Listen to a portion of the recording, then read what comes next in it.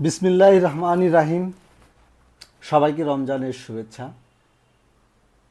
একজন ইন্টেনসিভিস্ট হিসেবে, বিশেষ করে নিউরো ইন্টেনসিভিস্ট হিসেবে কাজ করার সুবাদে আমার দীর্ঘদিনের একটা পরিকল্পনা ছিল সড়ক দুর্ঘটনা নিয়ে আপনাদের সামনে কিছু তথ্য উপস্থাপন করা এবং সচেতন করা। আমরা দেখতে পাই প্রতি বছর সড়ক দুর্ঘটনায় 12 লক্ষেরও বেশি মানুষ মৃত্যুবরণ করে থাকে। এর মধ্যে 5 থেকে 29 বছর বয়সী তরুণ তরুণীদের মৃত্যুর অন্যতম প্রধান কারণ এই সড়ক দুর্ঘটনা। সড়ক দুর্ঘটনায় বাংলাদেশে প্রত্যেক বছরে 5,000-এর অধিক মানুষ মৃত্যুবরণ করে থাকে। আমরা road safety foundation and BRT এর একটি ডাটা তুলে ধরছি। 2019 সালে যেখানে সড়ক দুর্ঘটনায় মৃত্যু ছিল 5,519 জন, 2020 সালে ছিল 5,431 জন, 2021 সালে ছিল 6,284 জন, 2022 সালে ছিল 7,713 জন এবং 2023 সালে ছিল 6,524 জন।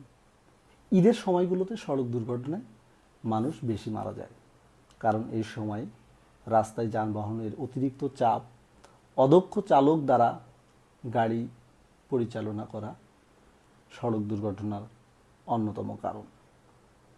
যদি আমরা লিঙ্গ ভেদে পরিসংখ্যান করি তাহলে আমরা দেখতে পাচ্ছি যে পুরুষরা নারীদের তুলনায় 3 গুণ বেশি সড়ক দুর্ঘটনায় আক্রান্ত হয়। কেন এই সড়ক দুর্ঘটনা আমাদের দেশে ঘটে থাকে? সাধারণত নিম্ন এবং নিম্ন মধ্যম আয়ের দেশগুলোতে সড়ক দুর্ঘটনার 92% ঘটে থাকে, যেখানে যানবাহনের সংখ্যা মাত্র 60%। এই সড়ক দুর্ঘটনার অনেক কারণ আছে, যার মধ্যে অন্যতম কারণ হচ্ছে উচ্চ গতিতে গাড়ি চালানো, মদ্যপ অবস্থায় গাড়ি চালানো, নিরাপত্তা সরঞ্জাম না পরা, মোবাইল ব্যবহার করা। আমরা অনেক সময় দেখতে পাই চালক গাড়ি চালানোর সময় মোবাইল ফোনে কথা বলছে এবং ট্রাফিক সিগন্যাল মিস করছে। এর কারণে সৃষ্টি হয় অনাকাঙ্ক্ষিত সড়ক দুর্ঘটনা। অনিরাপদ রাস্তা এবং যানবাহন, জরুরি সেবার ঘাটতি। আমরা সড়ক দুর্ঘটনা চাইলে কিছুটা কমিয়ে আনতে পারি। এজন্য আমাদের যা করা প্রয়োজন, নিরাপদ রাস্তা নির্মাণ করা প্রয়োজন, যানবাহনের নিরাপত্তা নিশ্চিতকরণ প্রয়োজন, ট্রাফিক আইন কঠোরভাবে প্রয়োগ করা প্রয়োজন, চালক ও পথচারীদের সচেতন করা দরকার, জরুরি চিকিৎসা সেবার উন্নয়ন দরকার।